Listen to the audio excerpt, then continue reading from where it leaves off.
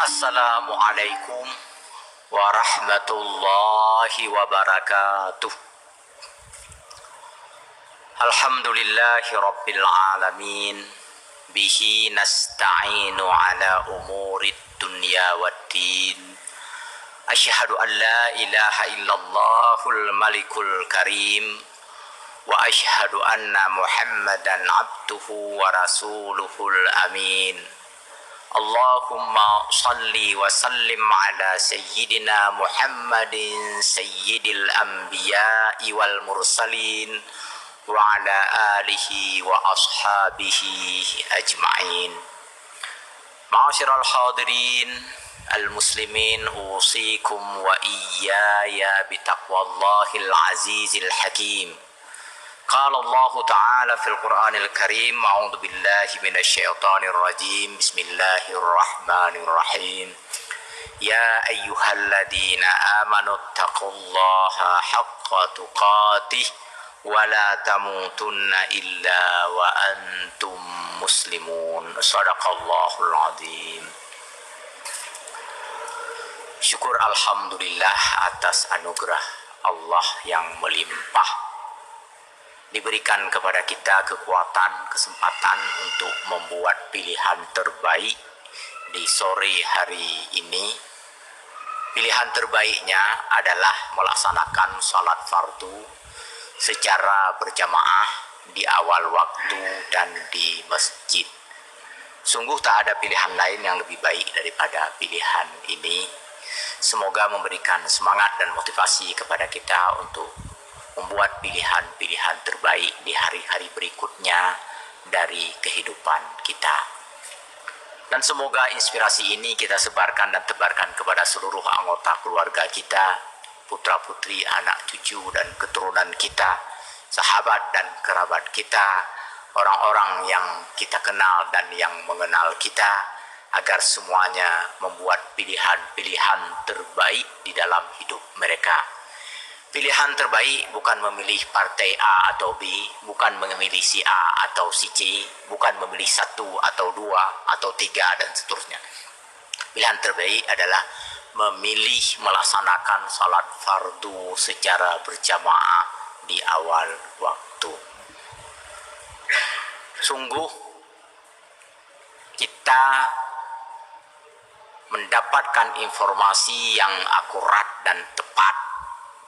Di belahan bumi lain banyak orang yang menangis, pilu, sedih, bahkan meratap, ingin masuk ke masjid, ingin menunaikan salat di dalam masjid, ingin duduk, ingin ruku, ingin i'tikaf, ingin membaca Al-Quran, ingin berlama-lama di dalam masjid.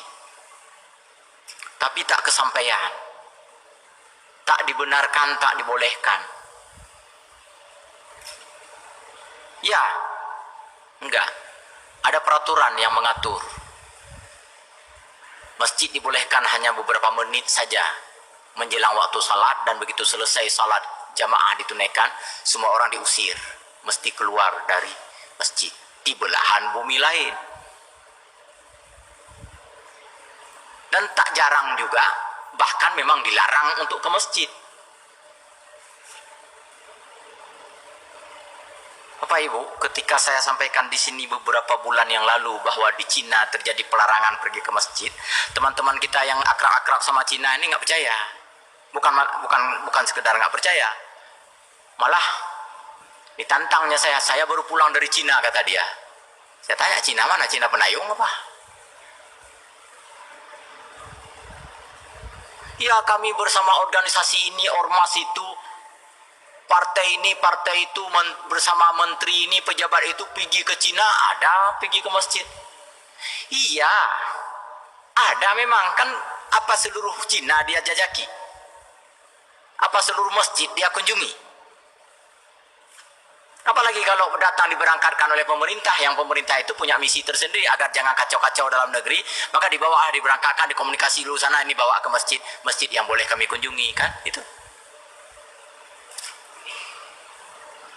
Informasi yang kita terima itu disampaikan oleh seorang teman, yang teman itu pergi sendiri, tak ada yang biayai. Dia masuk ke sejumlah kota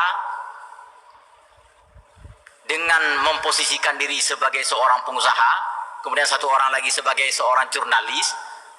Bisa datang kemana-mana, dia mencoba menyapa orang-orang yang ia kenal sebagai warga Islam, nggak ada yang mau membalas sapaan. Ya ajak untuk ngobrol, nggak ada yang mau membalas obrolan. Kenapa? Bukan nggak bisa, bisa bahasa Inggris. Bahkan yang temani bisa bahasa Cina. Kenapa?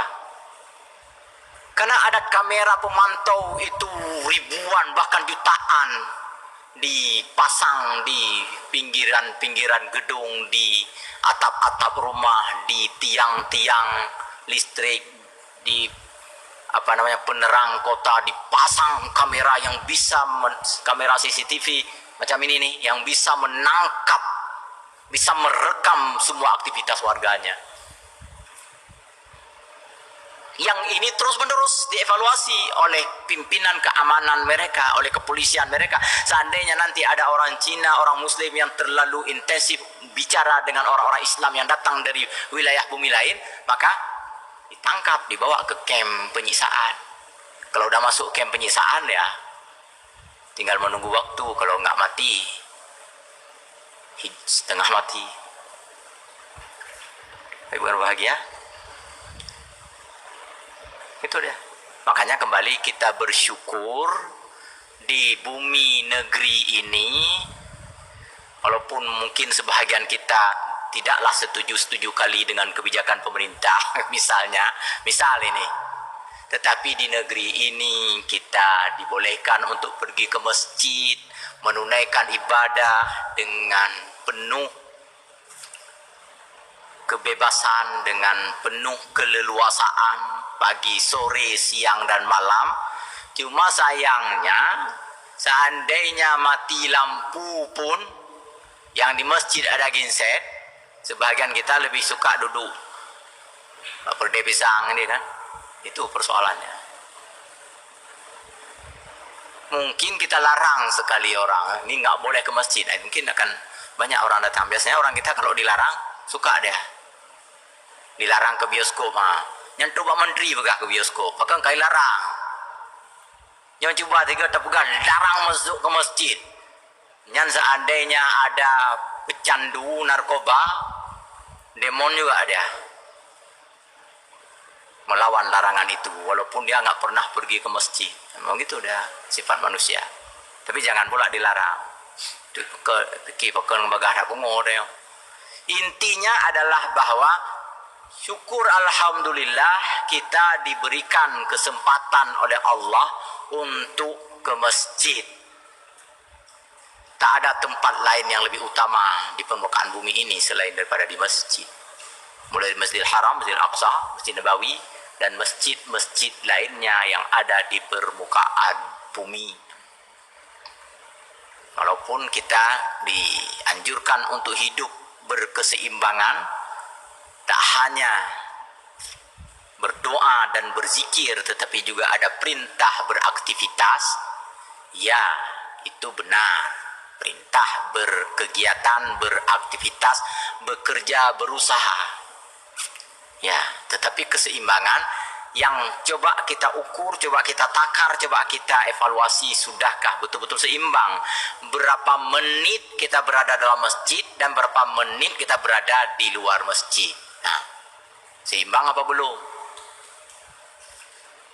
Nya baru 5 menit dulu. Hanya dalam masjid seimbang kita seimbang. Yang munokan ci luar, munokan ci bagada kopi, munokan ci ana cang panah cet langit kan? Di mana-mana cerita seimbang, tapi kenyataannya nggak seimbang juga. Seimbang itu ya proporsional kan. Kalau di masjid, kalau di kedai kopi ada 2 jam, di masjid adalah 1 jam lah paling kurang. Kalau di kantor 8 jam kerja, di masjid adalah 1 atau 2 jam lah. Itu udah seimbang. Ini di kantor masih pagi-pagi buta sampai malam senja, masih belum pulang lagi dengan alasan banyak sekali pekerjaan. Pergi pagi, pulang petang, penghasilan pas-pasan, habis bulan nunggak utang lagi kan. Oh, ndak utang. Kenapa utang? Karena memang negara ini negara berutang. Entah kutukan, entah takdir seperti ini. Kita juga dinabubukkan dengan utang. Bahasa kita ini investor. Apa itu investor? Investor itu utang. Dibuat bangsa kita ini menjadi bangsa yang tak mandiri. Sikit-sikit ngutang. Belajar banyak sekali, tetapi barang-barang itu nggak pernah kita buat. Kita beli semua. Coba silop ya hablo Jepang, silop Jepang ah. Dangen kereta sini. Nah kereta yang pegak lewat meneceh mamaji, oleh karing mamaji. Paling kopi yang nah kan. Sepeda motor made in Ule Karing misalnya, made in Lambu misalnya. Betapa bangganya kita menggunakannya. Tapi kan hana masalah haji. Yang melumpur je lah tiga-tiga. Cuma melumpur kecewa lu doh. Udah ratusan tahun atau katakanlah puluhan tahun. Sekolah teknik, fakultas teknik, teknik mesin, teknik macam-macam teknik lah. Tamat di situ kan nggak ada digiring untuk membuat mesin, membuat kendaraan, sampai gerobak sorong diimpor. Ya, mulai dari sepeda sampai becak sampai gerobak pun. Pak Ibu, nyampe bengai lo bukan lo hanjut sih. Tu beni jabat lo pegang onda atau bawa lo hanjut sih. Mudah kena upaya. Adalah coba last roll. Pegat je mesin, kibang-kibang jut, pasau je minyak, kan gitu. Maunya kan gitu. Rusak kagak merusak Honda yang pun salah. Pegat lom tu. Ada 5, 6 kali, 10 kali bikin kan bisa. Ada kita bikin mobil SMK lepat home. Dalam cerita. Pak Ibu, kembali ke sini bahwa syukur alhamdulillah kita diberikan kesempatan oleh Allah untuk masih berpeluang untuk masuk ke dalam masjid, berlama-lama di dalam masjid, beribadah dengan penuh keleluasaan, dengan penuh kenyamanan. Tikar-tikar karpet yang ada di masjid ini jauh lebih indah, lebih rapi, lebih bagus dibandingkan sejumlah tikar yang ada di tempat-tempat lain yang bukan di masjid. Kipas-kipas angin, lampu, lantai masjid jauh lebih indah, tetapi kita tak pula lama-lama. Padahal tempat terindah di sini. Yang lang kedai kopi muno asap memboi-boi, yang alu kai gila-gila ngon mendum-mendum kai tamang kenan je na yang trip-trip inan. Yang ino yang gleh tempat suci setiap hari dipel dengan pendingin yang sangat nyaman. Hai cik. Itulah manusia. Maka bersyukur kepada Allah sekali lagi. Jangan menunggu jangan menunggu keadaan dan kondisi yang kita dilarang pergi ke masjid. Di belahan bumi lain dilarang pergi ke masjid, sampai menangis, sampai meratap untuk bisa masuk ke masjid. Di belahan bumi lain lagi diperang, diserang, di macam-macam lah untuk tidak beraktivitas di dalam masjid yang kita diberikan keleluasaan. Maka kita manfaatkanlah keleluasaan ini. Ya, yang baru pengantar Pak, kalau minta maaf. Salawat dan salam kita doakan semoga disampaikan kepada baginda Rasulullah yang di hari-hari pertama beliau berada di Madinah. Beliau membangun masjid. Masjid yang dibangun bukan hanya di permukaan bumi, tetapi juga di permukaan hati manusia. Inilah sebanyak di antara kita membangun masjid hanya di bumi, di hati nggak pernah kita bangun. Setelah masjid besar, cuma hari Jumat saja orang datang ke masjid. Saya pernah ceritakan di sini, ketika dalam sebuah perjalanan dengan teman-teman menjelang waktu duhur, kami berbelok mau memasuki pekarangan masjid. Rupanya ada pagar karena daerah situ banyak ternak. Masjidnya ada pintu pagar, ditutup pintu pagarnya. Ketika salah seorang di antara kami keluar dari mobil untuk membuka pintu pagar agar mobil leluasa masuk, di dalam pun ada pepohonan, mudah untuk memarkir mobil di tempat yang teduh. Saat salah seorang teman sedang membuka pagar, datang anak muda menepuk bahu kawan ini. Bang, ke Nurul Jumaat uronyo katanya. Ini nggak nyambung, nggak ngerti apa maksudnya. Ya memang kan yang pegah Jumat toh katanya. Bang, ke Nurul Jumaat ke punya masjid katanya. Usut punya usut, rupanya masjid itu memang didatangi pada hari Jumat. Makanya heran dia, kami kok siang-siang ke masjid padahal waktu itu hari Kamis gitu. Hai, nu sabar tu order anjir katanya. Tinggal kok Jumat katanya. Susah juga kita berikan penjelasan. Maka mau menjak salat ini. Angkat kau Jumat sembahyang rumah orang penting kamu di rumah. Ai mau di udah ibadah deh. Oh, gua akan nyunan sembahyang di rumah. Nah, sampai begitu. Jadi dibangun masjid hanya di bumi, gagal membangun masjid di hati manusia ini. Rasulullah dulu membangun masjid di bumi dan di hati. Ketika masjid ada di bumi, maka di hati pun dibangun sehingga terjadi pertautan. Hati tertaut kepada masjid. Qalbuhu mu'allaqun bil masjid. Tak ada satu hati pun di antara para sahabat Rasulullah itu yang tak mencintai masjid. Mencintai di sini bukan berarti enggak lepas-lepas masjid, bukan. Mencintai itu maksudnya adalah bahwa pergi kemanapun masjid tetap ada dalam ingatan. Bekerja apapun masjid tetap ada dalam dambaan. Jadi gubernur masjid pun menjadi satu di antara yang paling dia prioritaskan. Jadi polisi masjid yang paling perlu diamankan. Jadi tentara, jadi guru, jadi apapun, masjid sebagai pusat peradaban, pusat kegiatan, pusat segala-galanya bagi umat Islam. Itu yang dibangun oleh Rasulullah sallallahu alaihi wasallam. Nah, inilah yang nanti menginspirasi kemajuan peradaban umat Islam karena dimulai dari masjid. Coba kita mulai aja yang kecil-kecil aja. Bikin rapat dalam masjid, walaupun rapat tentang sesuatu yang sangat kecil sederhana.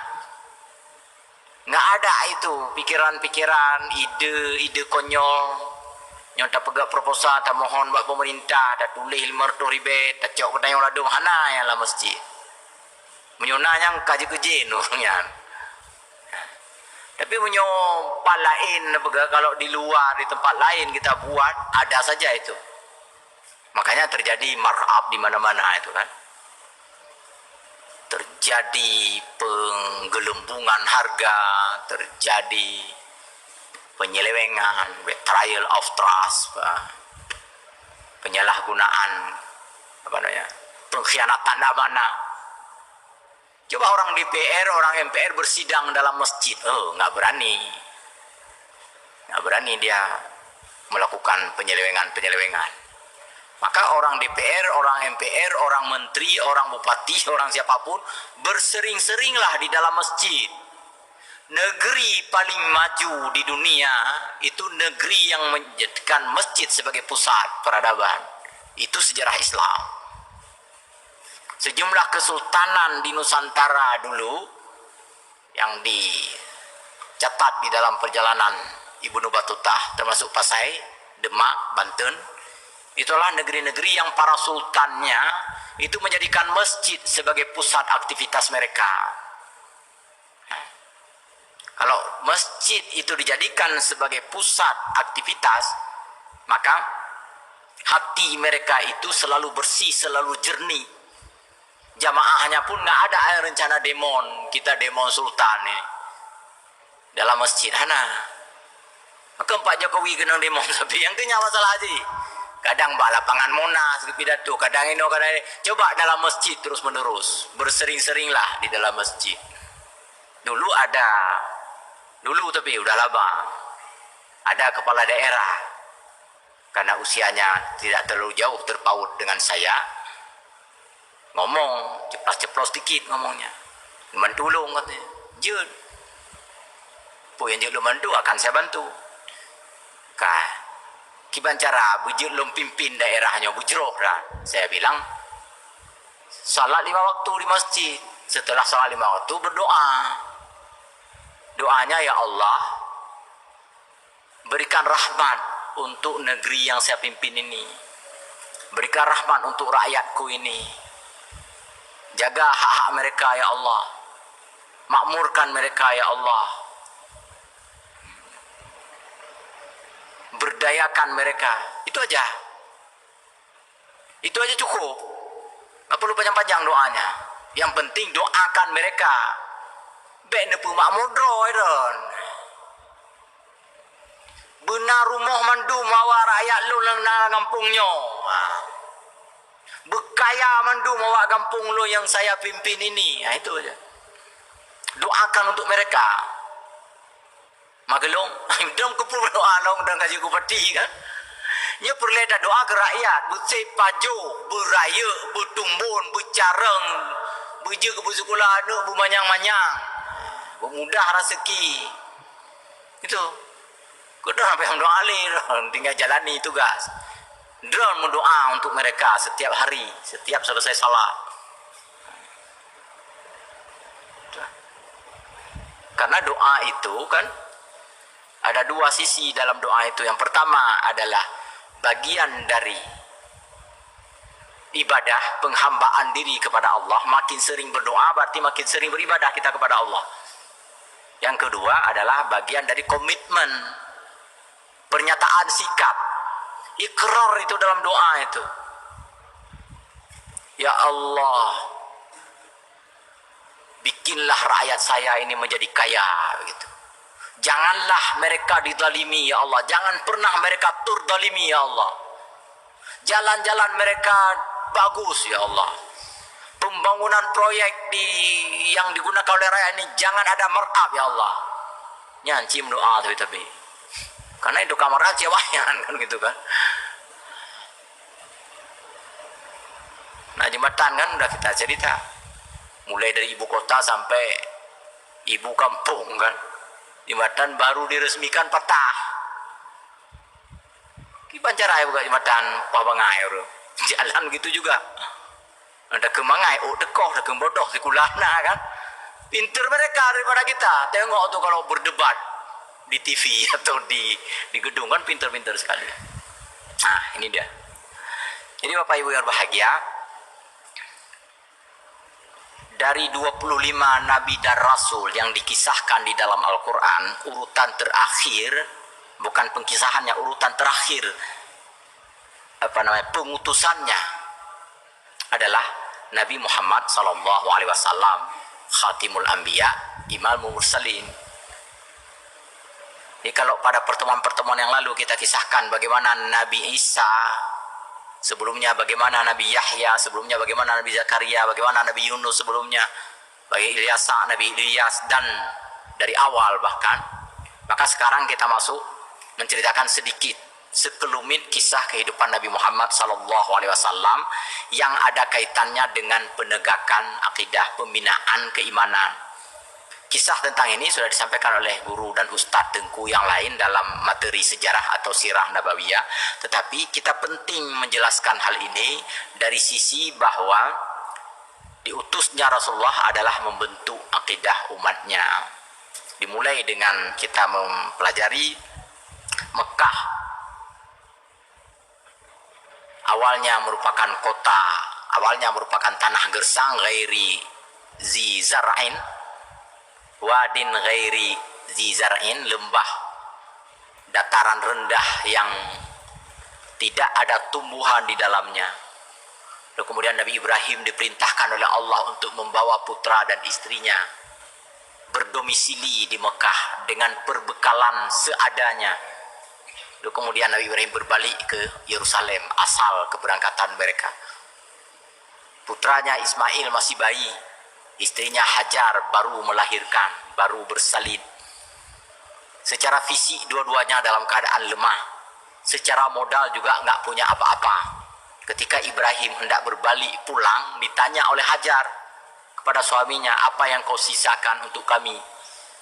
Selain dari makanan beberapa keping roti dan air 1 kantong kulit kambing ini, Hajar bertanya kepada Ibrahim. Apa jawab Ibrahim? Ada Allah di sini. Allah bersama kalian.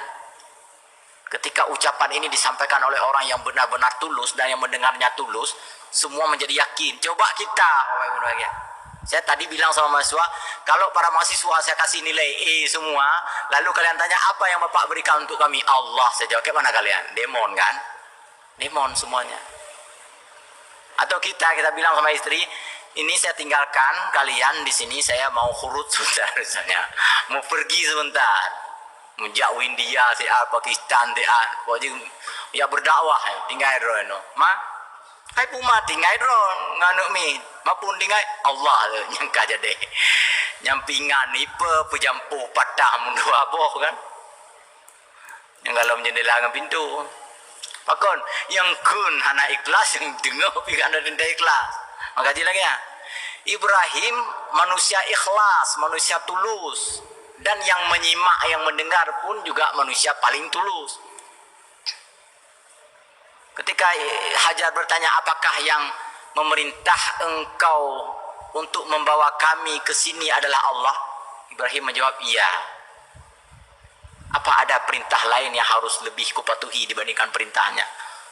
Hajar pun menjawab, apa ada perintah lain yang harus lebih kupatuhi daripada perintahnya? Terima. Karena diterima dengan penuh ketulusan, itulah Mekah itu ghairi dzar'in, Pak. Nggak ada tumbuhan, nggak ada kehidupan.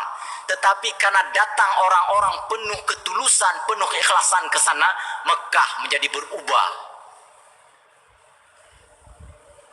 Air yang dibawa 1 kantong kulit kambing itu mungkin hanya beberapa hari bertahan.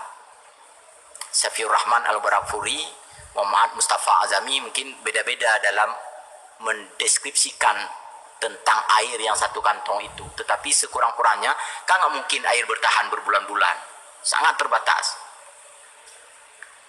Ketika habis digunakan untuk minum, apa hendak dikata? Bayi butuh minum, butuh makan, sementara air tak ada. Letakkan bayi di tempat yang terlindungi, Hajar pun berlari. Nampak bukit kecil, nggak terlalu susah untuk didaki. Mendaki bukit itu, Safa namanya. Sampai ke puncak, nengok ke kiri, ke kanan, ke depan, ke belakang, ke sekeliling. Apa ada gerangan, tanda-tanda bahwa di sana ada air? Artinya sebelumnya Hajar nggak ada jalan-jalan kemana-mana, nggak ada pelesiran kan, nggak ada piknik. Kita sedikit-sedikit wisata pariwisata spiritual lagi kan, nggak ada. Hajar di situ, karena di situ ditempatkan, disitulah bertempat tinggal. Begitu butuh air, barulah cari. Daki gunung yang tak terlalu tinggi, bukit yang tak terlalu tinggi, Safa namanya. Lihat kiri ke kanan nggak ada. Turun. Karena si anak, si bayi ini sudah mulai menangis, kehausan, maka setengah berlari. Di sana ada bukit satu lagi. Daki lagi ke bukit sana, Marwah namanya. Sampai di puncak bukit bisa memantau ke sekeliling, tidak juga ada tanda-tanda air. Tetapi Hajar belum putus asa. Dan tak putus asa, karena tadi tulus menerima pernyataan Ibrahim bahwa bersama mereka ada Allah. Maka Hajar tetap berusaha. Lari lagi ke sana, lari lagi kemari. Pikirannya bertambah. Tak hanya berharap ada sumber air, tetapi juga berharap ada kafilah yang lewat, yang mungkin mereka memiliki air yang mereka bawa dari tempat asal atau tempat singgahan sebelumnya. Mau minta sedikit untuk bayi. Ternyata juga tak ada. Berlari 7 kali bolak-balik, ternyata Allah berikan air dari sumber mata air yang tak pernah putus hingga saat ini. Air yang penuh keajaiban. Keajaiban karena memang terus-menerus keluar airnya, nggak habis-habisnya. Yang ketika PDAM kita macet, di sana nggak macet juga ya. Air terus-menerus diambil dari dulu hingga sekarang. Yang diteliti berkali-kali dari mana asal-muasalnya. Nggak ada bukit rimbun yang dekat dari sana, nggak ada mata air yang memancar yang tak jauh dari situ, nggak ada. Dari mana juga ya, itu tadi ketulusan. Allah balas ketulusan juga dengan pemberian yang tak terbatas. Kenapa? Karena tulusnya juga tadi tak terbatas. Ikhlasnya itu nggak bertepi. Ikhlasnya Hajar itu tak bertepi, maka Allah balas dengan balasan yang juga tak berakhir. Gitulah Allah berikan. Itulah Mekah. Air sudah mulai ada, maka serangga-serangga datang ngisap air, minum air. Burung-burung berdatangan, selain mematuk serangga ke situ, juga minum air. Orang-orang para pelintas yang tak terlalu jauh dari situ menatap melihat ke angkasa, arah burung menuju ke sana. Mulailah orang menjejaki. Semakin sering mereka lihat burung turun menuki ke bawah, mereka pun segera menuju ke sana. Rupanya ada air di sana. Makin sering, tak hanya kabar burung, maksudnya tak hanya dari burung mereka lihat, juga mereka lihat dari kafilah, dari binatang-binatang lain yang mendekat ke situ. Air bagi wilayah itu adalah sebuah kemewahan, karena jarang ada air yang terus-menerus muncul, tak putus-putusnya itu. Sebuah kemewahan yang luar biasa. Maka mulailah orang berdatangan menuju ke tempat tersebut. Disinilah Nabi Muhammad dilahirkan. Disinilah Nabi Muhammad diutus. Di mana? Di bumi penuh ketulusan. Di negeri yang ketika orang polos, total, bulat berserah diri kepada Allah, Allah pun akan mencurahkan keridhaan yang juga tak bertepi kepada dia. Bapak Ibu yang sudah pernah ke Tanah Suci, atau teman-teman yang sudah beberapa kali ke Tanah Suci, cerita kisah narasi tentang Tanah Suci itu nggak akan ada akhir-akhirnya. Ada teman yang dia ngomong ketika kawannya terlambat pulang, ditanya, si Sadno, etnan si Sadron. Hanya dengan sepenggal kalimat itu, etnan si Sadron, maka besok atau sorenya dia yang ngomong itu juga kesasar, nggak bisa pulang-pulang. Coba bayangkan itu. Kenapa? Karena di situ bumi ketulusan, bumi penuh ketulusan. Segala sesuatu akan tercermin walaupun hanya sebagian kecil. Dan nanti akan kita kisahkan bagaimana Nabi Muhammad, walaupun tidak secara rinci, tidak semuanya, tapi bagaimana hubungan tugas dan misi beliau dalam membina dan membentuk akidah yang Mekah tadi diawali oleh ketiadaan orang, dari tidak ada kehidupan, lalu muncul keramaian. Karena ramai orang datang ke situ, muncullah bukan hanya orang yang berbeda, tapi juga ideologi yang dibawa, ajaran yang dibawa, akidah yang dibawa juga berbeda-beda, sehingga terjadilah kesyirikan yang merajalela di sana. Nanti Nabi Muhammad membasmi kesyirikan tersebut. Insya Allah kita lanjutkan pada pertemuan mendatang. Lebih kurang saya mohon maaf kepada Allah SWT, kita mohon ampun. Subhanakallahumma bihamdika asyhadu an la ilaha illa anta astaghfiruka wa atubu ilaik. Wassalamualaikum warahmatullahi wabarakatuh.